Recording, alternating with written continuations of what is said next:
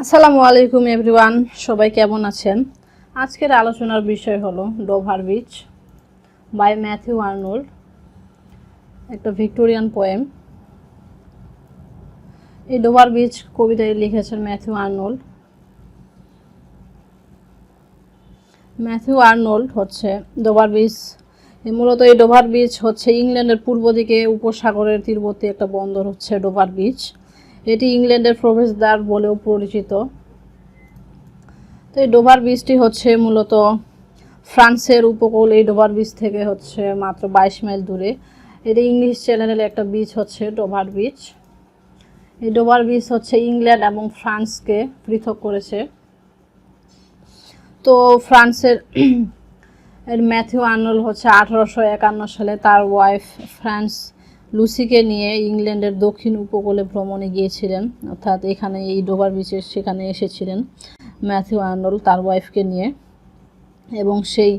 এবং এই ইংল্যান্ডের এই ডোভার বিচের যে খারাপ পাহাড়গুলো রয়েছে সেখানকার এই বৈচিত্র্য, এই ডোভার বিচের যে কী প্রাকৃতিক সৌন্দর্য সেগুলো কবি এখানে বর্ণনা করেছেন।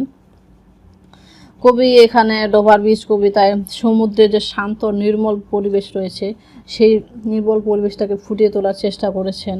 তবে এই ডোভার বিচ কবিতায় কবি সমুদ্রের শান্ত নির্মল এবং চন্দ্রালোকিত প্রাকৃতিক অসাধারণ সৌন্দর্যের মাঝে নিজেকে কবি এখানে পুরোপুরি মিশাতে পারেননি, কারণ তার মনে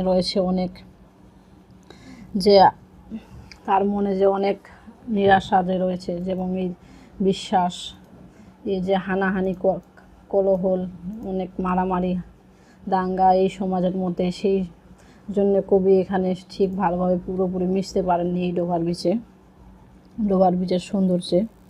তো এখানে কবি মূলত প্রকৃতির অপার সৌন্দর্যের বিষয়গুলো ফুটিয়ে তুলেছেন এবং তিনি এখানে এই কবিতায় ফুটিয়ে তুলেছেন যে আধুনিক সভ্যতার জীবন যন্ত্রণার কঠিন রূপগুলো এখানে ফুটিয়ে তুলেছেন এই কবিতায়।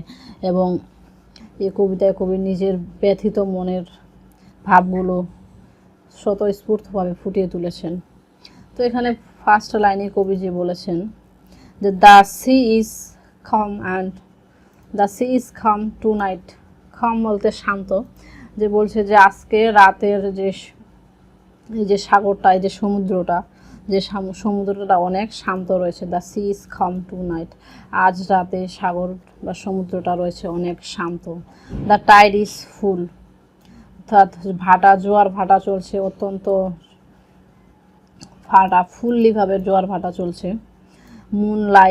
The moon lies fair upon the straits on the French coast, the light gleams and is gone.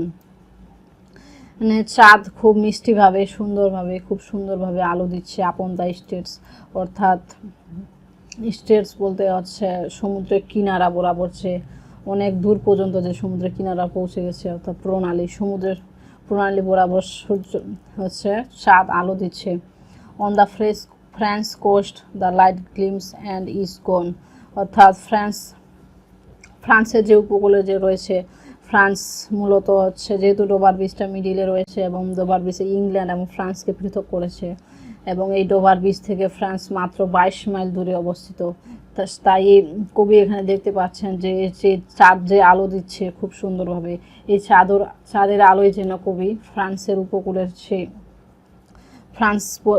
উপকূল পর্যন্ত কবি দেখতে পাচ্ছেন যে ফ্রান্স পর্যন্ত সেই আলোটা পৌঁছে যাচ্ছে। এবং the light gleams and is gone, এবং সেটা একটা সময় অনেক দূর গিয়ে হারিয়ে গিয়েছে এই চাঁদের আলোটা। The cliffs of England stand glimmering and vast out in the tranquil bay. The cliffs of England, cliff বলতে হচ্ছে পাহাড়ের চূড়া, অর্থাৎ ইংল্যান্ডের পাহাড়ের যে চূড়াগুলো রয়েছে যেগুলো হচ্ছে চাঁদের আলোয় দাঁড়িয়ে রয়েছে দেখা যাচ্ছে স্পষ্টভাবে, যেগুলো জল করছে, অর্থাৎ গ্লিমারিং করছে, and fast out in the tranquil বে, এবং যেটা হচ্ছে বিশাল বড় একটা প্রশান্ত উপসাগর, অর্থাৎ শান্ত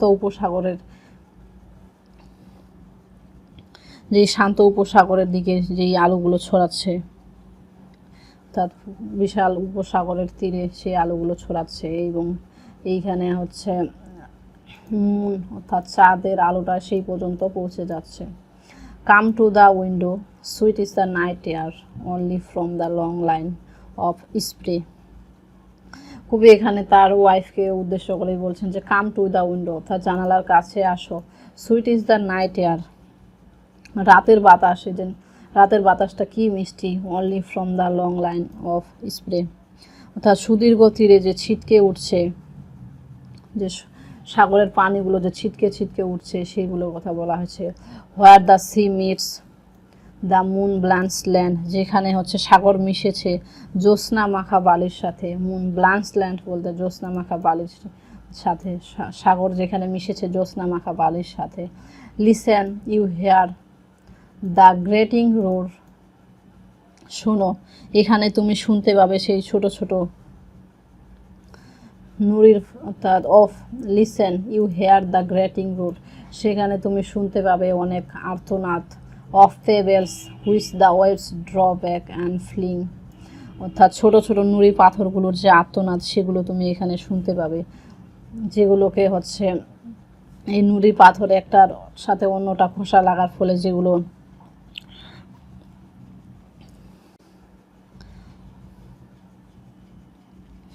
যেগুলো হচ্ছে এই সাগরের ঢেউগুলোকে টেনে নিয়ে যায় আর নিক্ষেপ করে সাগরের তীরে।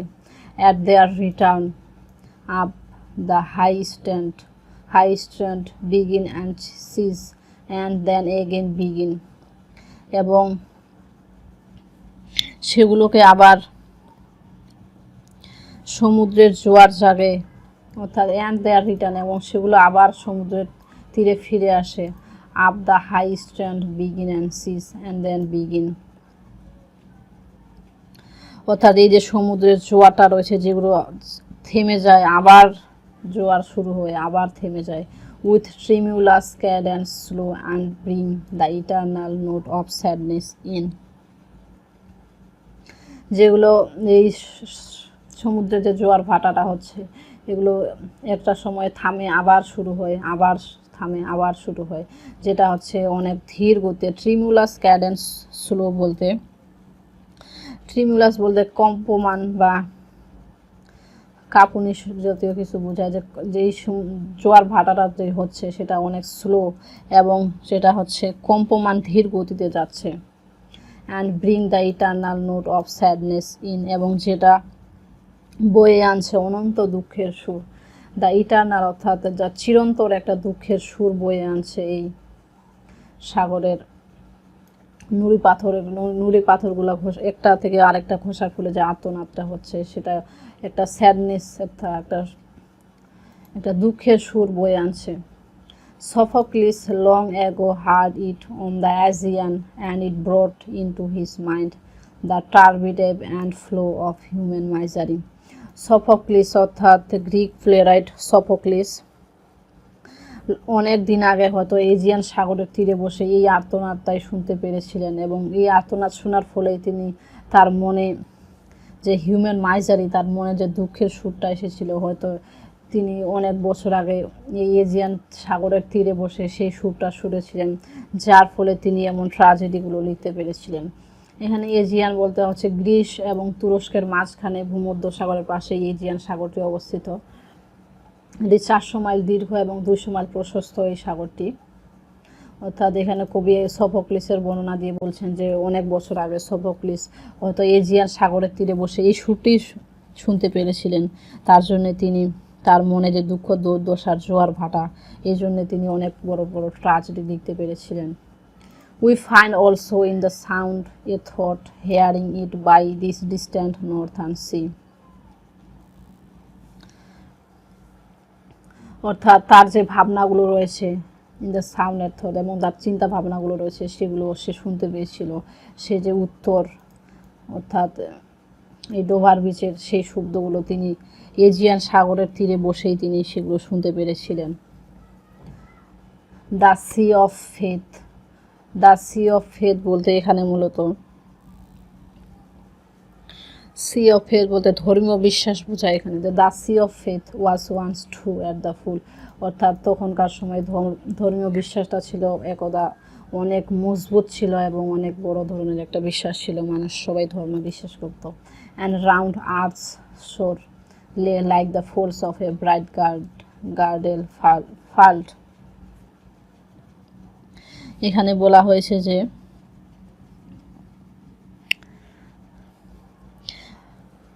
ব্রাইট গার্ডেল ফাল্ট বলতে আমরা কোমরে যে বেল্ট বাঁধি সেই বেল্টের কথা বলা হয়েছে এখানে, যে এই যে ধর্মীয় বিশ্বাসটা ছিল এক সময় অনেক মজবুত এবং অনেক পরিপূর্ণ, যে একটা ধর্মীয় বিশ্বাস ছিল, সেটা আস্তে আস্তে সেটা আমাদেরকে, যে ধর্মীয় বিশ্বাসটা আমাদেরকে তার বাঁধনে বেঁধে রাখতো, আমরা সেই ধর্মীয় বিশ্বাসটা, যার কারণে মানুষ খারাপ কাজ থেকে, হানাহানি থেকে মুক্তি থাকতো। এবং এই কোমরের বেল্ট যেমন আমাদেরকে বেঁধে রাখে, সেই রকম এই ধর্মীয় বিশ্বাসটা আমাদেরকে বেঁধে রাখতো কোনো রকম অন্যায় অনাচার হতে। But now I only hear its melancholy, কিন্তু এখন শুধুমাত্র আমি শুনতে পাচ্ছি সেই মেলানকলি, সেই দুঃখের সুর। লং উইথড্রয়িং রোর, যেটা অনেক দীর্ঘ, উইথড্রয়িং রোর যেটা হচ্ছে ক্ষয়িষ্ণু একটা গর্জন শুনতে পাচ্ছি। রিট্রিটিং, যেটা ফিরে যাচ্ছে। To the breath of the night wind down the vast edges drear and naked shingles of the world. কিন্তু পৃথিবীর সুবিশাল যে তীরভূমিগুলো রয়েছে খালি, সেগুলো অর্থাৎ এই দ্য সি অফ ফেথ, এই স্ট্যান্ডাতে কবি বুঝাইতে চেয়েছেন যে কবি আজকে শুধু শুনতে পাচ্ছেন যে এই ডোভার বিচ থেকে তিনি শুনতে পাচ্ছেন যে দীর্ঘ একটা দুঃখের ভাটার তিনি একটা গঙ্গানি, অর্থাৎ তিনি একটা দুঃখের সুর শুনতে পাচ্ছেন, যেই সুরটা ফিরে যায় রাতের বাতাসে পৃথিবীর সুবিশাল তীরে খালি করে দিয়ে যেটা চলে যায়, সেই দুঃখের সুরটাই কবি শুনতে পাচ্ছেন। তো এখানে তারপরে স্ট্যান্ডাতে কবি বলছেন let us be true to one another. এরপরে কবি বলছেন যে প্রিয়, আমরা একে অন্যের প্রতি বিশ্বস্ত হই।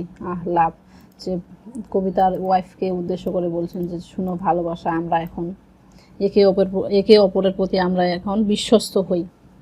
For the world which seems to lie before us like a land of dreams. এই পৃথিবীতে যেখানে সব কিছুই মিথ্যা মনে হয়, সেখানে আমরা একে অপরের প্রতি বিশ্বস্ত হই এবং আমরা একে অপরের প্রতি ভালোবাসি একে অপরকে। সো ভেরিয়াস, অনেক বৈচিত্র্যময়। সো বিউটিফুল, অনেক সুন্দর। সো নিউ, অনেক নতুন। হ্যাথ রিয়েলি নেইদার জয়, কিন্তু এত সব কিছু থাকা সত্ত্বেও সেখানে নেই কোনো জয়। নর লাভ, যেখানে কোনো ভালোবাসা নেই। নর লাইট, সেখানে কোনো লাইট নেই, অর্থাৎ কোনো একটা অন্ধকারাচ্ছন্ন থেকে আলোর মুখে সেখানে কোনো লাইট নেই। নর সার্টিটিউড, কোনো নিশ্চয়তা নাই। নর পিস, যেখানে কোনো শান্তি নেই। নর হেল্প ফর পেন, অর্থাৎ অসহায় মানুষকে সাহায্য করার জন্য কোনো হেল্প নেই, অর্থাৎ পেন, অর্থাৎ কষ্টের জন্য নেই কোনো সাহায্য। সেই সময়টাতে আমরা একে অপরের প্রতি বিশ্বস্ত হই এবং আমরা একে অপরকে ভালোবাসি। And we are here as on a darkling plain, এবং আমরা এখানে আসি একটা সমতল, অন্ধকারাচ্ছন্ন একটা সমতল ভূমিতে যে আমরা আছি। Swift with confused alarms of struggle and flight, where ignorant armies clash by night.